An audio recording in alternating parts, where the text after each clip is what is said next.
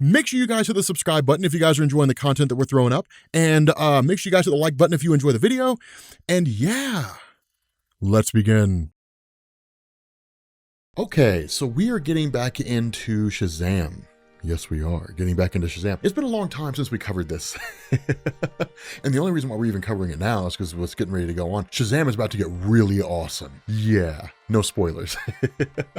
But what we do here is we basically pick up with Billy Batson and Mary Marvel. Now, of course, they're escaping the Funlands. And for those of you guys who are playing catch up, right? Those of you guys who aren't really familiar, one, I invite you to watch the other videos that we have down in the description. Those will get you caught up on everything going on with Shazam. But the long and short of this is that the Shazam comic really kind of picks up directly after Justice League, right? And I don't really mean Justice League insofar as what's going on with Snyder and Perpetua and all that kind of stuff. I mean Justice League insofar as when the New 52 first launched, Shazam did not get his own solo book. Instead, he was basically a backup feature in the Justice League comics. You got issue number 0, which basically gave us his origin, and then you got issues 1 through 12, I think, in Justice League that covered the stories, and then it got dropped off, and that was basically it. And then what this did, this particular line of comics as part of DC Rebirth or the DC Universe line, whatever you want to call it, essentially just picks up directly after that. Right now, we can kind of assume that Shazam has been doing things in between, but the story's really self-contained, and there's no real reference to anything else that's been going on outside of what we saw in the Justice League backup features and this, right? So you can kind of read it in isolation, which is actually a pretty good thing. It's not really a bad thing. But what ended up happening is Billy Batson had never really gotten an answer from the Wizard Shazam why he was chosen to be Shazam, different things like that, because as you guys know from the origin, that basically the wizard had Mamagargan or whatever his name is, had basically died when he gave Billy the power of Shazam. And so we never really got any answers after that. And so the idea was to gather the Shazam family together and then go into the Rock of Eternity and ask the wizard. But when they got there, there was nobody there. The whole place was basically empty. And they discovered this giant wall that had this map of the Magic Lands, and they entered into the Funlands, which is of course where they are right now. But what ended up happening is when they entered the Funlands, it seemed like the greatest place ever. But when they turned into the Shazam family, the Funlands realized they were adults, right? And adults are basically made to work as slaves to power the Funlands. And so essentially everybody except for Billy and Mary were either cast out or somehow managed to escape and ended up in the different lands that are out there, right? So this is basically Mary and Billy trying to get out and then ultimately jumping into the Wildlands. Now, this also picks up with the Black Adam and Dr. Sivana fight, right? Because that was kind of the cliffhanger that we kind of left off on in the last video, is that basically Black Adam showed up after having been freed accidentally by Sivana and then basically kind of going on a warpath and trying to stop Sivana, right? Because Sivana is possessed by Mr. Mind, which, as those of you guys know, is that small little worm that basically controls the minds of other people, and then is also insanely powerful depending on how much energy he consumes. But the idea here is that Sivana and Mr. Mind desire to enter into the Magic Lands and then basically steal all that power in the Magic Lands itself. And because Black Adam's been around for so long, he understands the Magic Lands. He knows what they're about and knows the power that can be held within there, but also knows the danger that the Magic Lands pose, and really kind of gets into a conflict with Mr. Mind, and Sivana basically saying, you don't know what it is that you're doing, right? You have no clue what it is that you're doing here. And so as a result of that, with their conflict kind of going the way that it does, there's this massive explosion, and then Billy and Mary are essentially thrust out of the portal to the Wildlands and back into the real world. Now, this kind of picks up with the other plot point that was going on, which was basically the father of Billy Batson returning. And it was, up until this point, it was kind of just a background theme, right? It was just kind of a theme that was there. It was Billy Batson's dad's return. Is it actually his dad? What's really going on? That was the kind of questions that we were left asking here. And so as a result of that,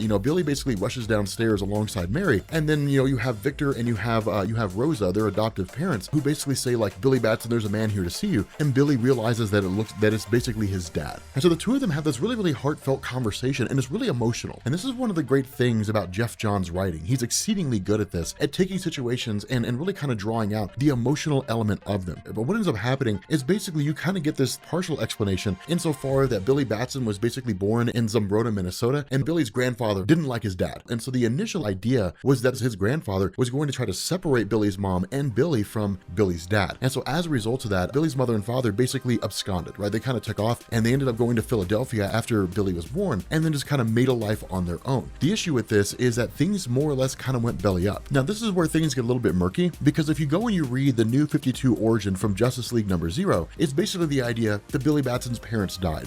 What this does is it throws in the notion that Billy Batson's dad did not die, that he's actually been in prison all this time. More so than that, it throws in the idea that his mother's still alive, but seems to be living back in Minnesota again. So it's not as though his parents have been completely removed from the picture, or at least, his parents have died. It's that his parents just aren't important in his life anymore, but we don't really know what happened. That's kind of the explanation that's sort of left hanging here. And it's one of these things where Jeff Johns sets up the plot point, right? Because what he basically tells Billy, or at least the father of Billy, what he basically tells his son is, I want you to go with me and I want you to help me find your mom. And so from there, you end up jumping directly into Eugene and Pedro while they're in the Game Land. And the Game Lands is one of these places where it's almost like Ready Player One, but the difference here is that instead of it being this sort of oasis where you can kind of go out and do your thing and you can just kind of hang out, be whatever you want to be, and just sort of live your life in this gigantic digital space, in the Game Lands, you're gaming all the time, right? Like everything that you can do in this game is based on how many points you have. If your point count is too low, you cannot even do something as simple as start a car, right? So it's all based on the points you have, right? So it's kind of a blend between that episode from Black Mirror, where it's all based on how many social media points you have, and like Ready Player One. It's kind of a combination of those two things. But with Eugene and Pedro basically trying to find a way to make their escape, they're suddenly met by the arrival of the wizard Shazam. Now this is very intriguing here because the wizard should not be alive. And so the question is, why is he here? Now understand, this is one thing to bear in mind. Eugene, Pedro, everybody in the Shazam family, except for Billy Batson, do not know who the wizard is. They've never met him. They don't know any of that stuff. And even we as the reader are pretty ambiguous to the past of the wizard Shazam. How did like the Rock of Eternity and the God Pantheon come into existence? Where did all that come from? And so from there, you really kind of jump to one of the cooler moments in the story when Mary starts talking to her parents, Victor and Rosa, and they're kind of asking questions like, where is everybody and what in the heck is going on here, you know? And so ultimately Mary does the only thing she feels like she can do, which is reveal herself. She shouts the word Shazam and basically says, we're all superheroes.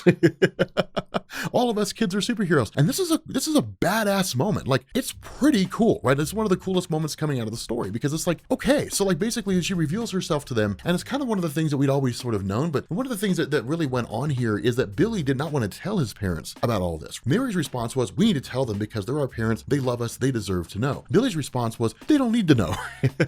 We'll take care of this on our own. They don't really need to know everything about this. And so from there, what you end up doing is basically jumping directly into the Wazenderlands. And the Wazenderlands are really kind of cool insofar as it's a hodgepodge and kind of an amalgamation of Alice in Wonderland and the Wizard of Oz, right? Kind of combined into one. Now, the reality, and this is something that this is something that's kind of explained later, but we'll cover it here. The reality of this is that when the War of the Magic Lands previously broke out, right? What you ended up getting was basically Dorothy from the Wizard of Oz and Alice from Alice in Wonderland combining their two worlds together in order to combine their forces and then stave off attacks from the other wizarding lands, right? So, that's really why this territory kind of exists here. But what you end up getting is that where the White Rabbit is being attacked by the monkeys of the Wicked Witch of the West, I think it was, he's suddenly met by the arrival of the Wizard Shazam along with Eugene and Pedro. And so it's kind of like, okay, so like this is cool because basically they're essentially marshaling forces, right? They're bringing forces back together. And so with that being the case, Billy basically goes back into the house talking to his parents, realizing that Mary's already revealed her identity to them. And then in turn, he's like, okay, if we're putting our cards on the table, let's put them on the table. So he basically shouts Shazam. And then his dad starts to freak out. He's like, dude, we're all of our kids are superheroes. This is ridiculously awesome. And so what we do is we kind of get this interesting sort of little fast track on these situations that are going down, right? In the sense that Darla and Freddie Freeman are basically being held captive in the Wildlands because, for those of you guys who don't remember, the Wildlands was a territory that was originally ruled by humans, but ultimately the animals rose up against humans and then overthrew them. The difference is that the tigers allied themselves with humans as part of the conflict, and that's why tigers are considered outcasts in the Wildlands, and any humans that are found are really fed to tigers who are treated very much like animals, right? In the sense that the other animals in the Wildlands have basically become the humans, but the tigers are treated in kind of a demeaning way. And so what you end up getting is one of the tigers, Tawny, jumping in and then saving Darla and Freddie Freeman. Now, Tawny, and here's the thing, for people who are reading the comic right now, they'll be like, yeah, man, Tawny's amazing. Dude, I love Tawny. Dude, I love like Talkie Tawny. Dude, it's like, dude, he's amazing.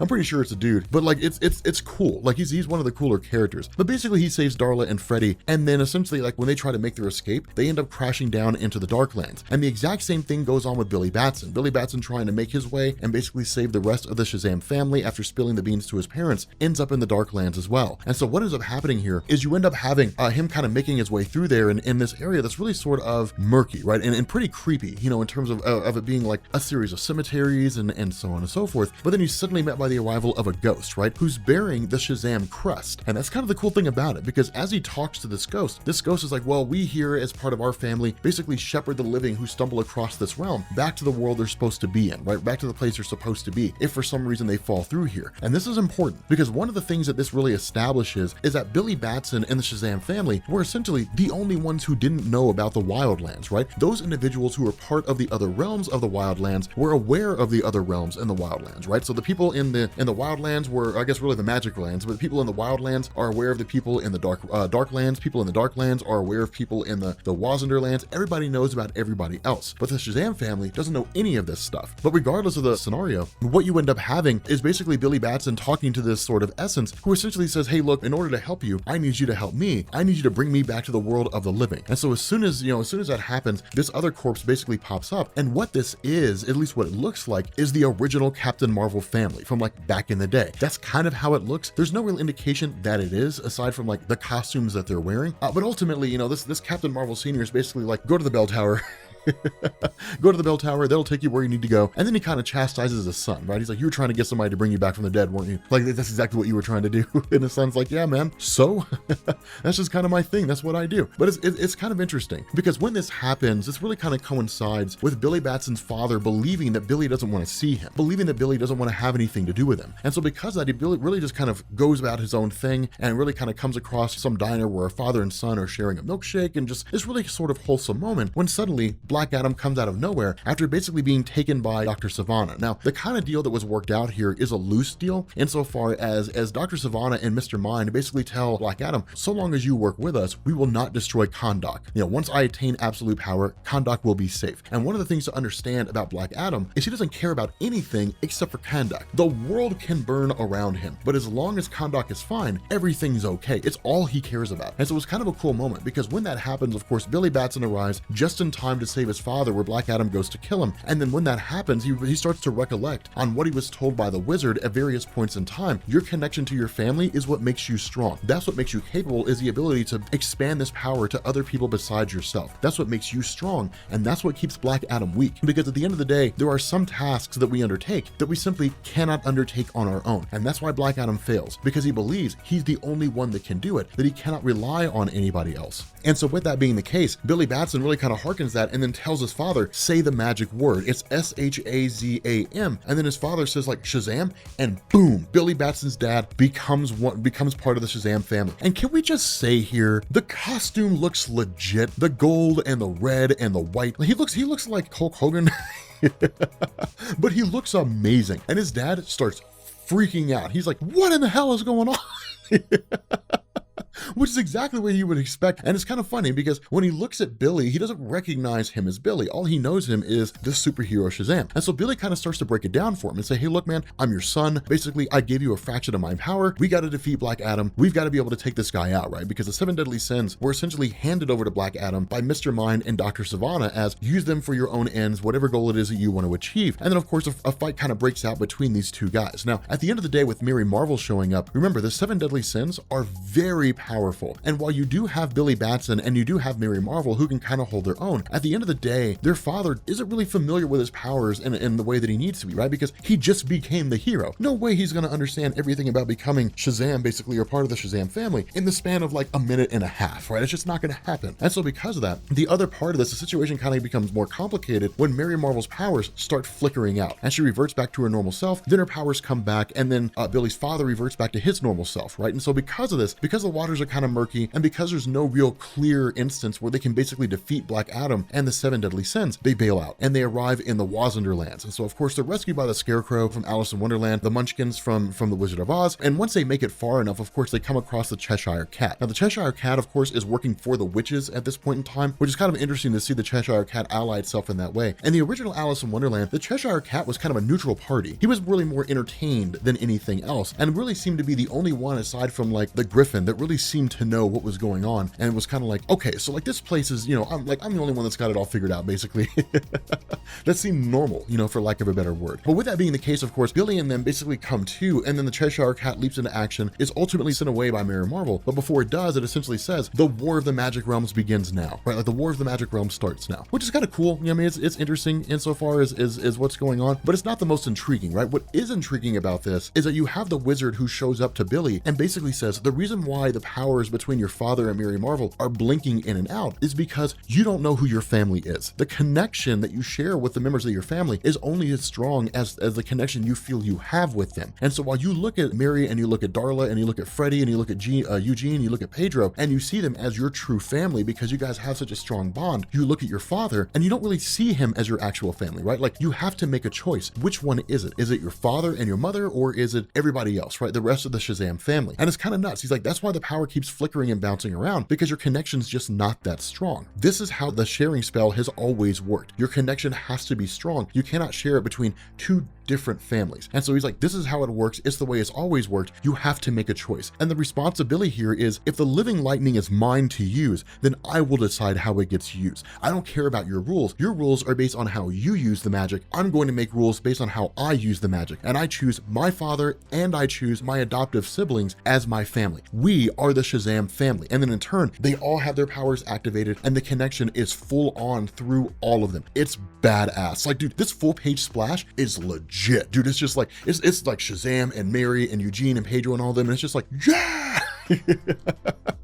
It's pretty awesome. And so as a result of that, what we end up finding out here is you do get a bit of a reprieve in the sense that you essentially have like King Kid, who basically invades Earth more or less, who invades like the city of Philadelphia. It's not the most important thing ever. And the funny thing about this is Jeff Johns tells us it's not that important, right? He's like, it's a distraction. It's a distraction created by Dr. Sivana and Mr. Mind to keep Shazam and the Shazam family occupied so they can continue doing their thing, right? It ends in like 4 pages, right? They end up stealing basically the wishing stick of King Kid, and all of his stuff vanishes, right? All of his soldiers, all of his henchmen, all that kind of stuff, it all basically goes away. And the result of that is, you know, he's essentially handed over to the wizard Shazam. And of course, we'll find out what happens to him in a little while. The reality is he's basically thrown back into the Funlands, and the adults in the Funlands will decide what to do with him, right? That's the fate that befalls him. But jumping back into the meat and potatoes of this, right? The really, really good part of this, what you end up getting here is you end up getting Dr. Sivana and you get Mr. Mind, who make their way into the Monster Lands. And the Monster Lands were basically this section of the Magic Lands that were completely sealed off. No one gets in and no one gets out. And so what they end up doing is coming across this gigantic castle, right? That looks pretty dark and it looks pretty twisted. And so when Sivana and Mr. Mind get in there, Mr. Mind kind of explains what's going on in saying that these are all basically prisoners of the 7 Magic Lands. These quote unquote monsters dared to defy the wizards over the millennia is really how he explains it, how he describes it. And what he says is that at one point in time, the Rock of Eternity was kind of this citadel that existed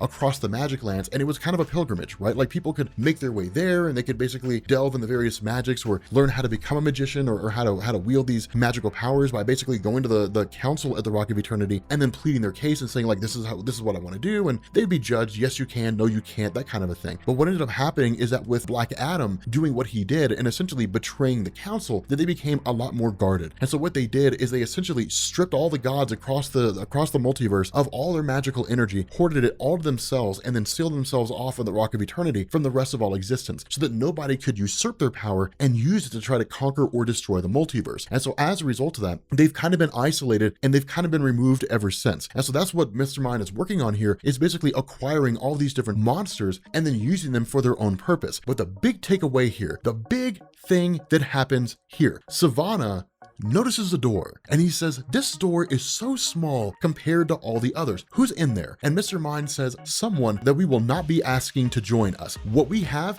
they do not want. They don't want anything to do with magic. And this person chimes in. This kid inside this room chimes in and says, I can hear you. Wait until you see what I do to Shazam when I get out here. This kid is incredibly important. And the question is why? Because he's got a Superman symbol carved onto his chest. Yes, my friends, this is none other than Superboy Prime. With that being said, guys, we're gonna bring this video to an end. If you are new here to Comics Explained, make sure you guys hit the sub button to become part of the Rob Corps. If you guys enjoyed this video, make sure you drop a like. And I will catch you all later. Peace. Okay, I want to give a shout out to Kyle B, David Joseph, Ben, John H, AJ, Matt N, Jeff R, John H, Lean and Mean, which is an awesome name, Jason C, Austin S, Austin H, Joey M, Steven Z, Austin B, Adam K, and Genosis 916. Remember, guys, you can send me messages and I'll run off whatever your message is at the end of the video, so long as there's nothing crazy. But if you want to put a message in there, send me an email, rob@robertjefferson.com. And if you are one of these people who gets shout outs, then I will tack it in there. And yeah, thanks for watching, guys.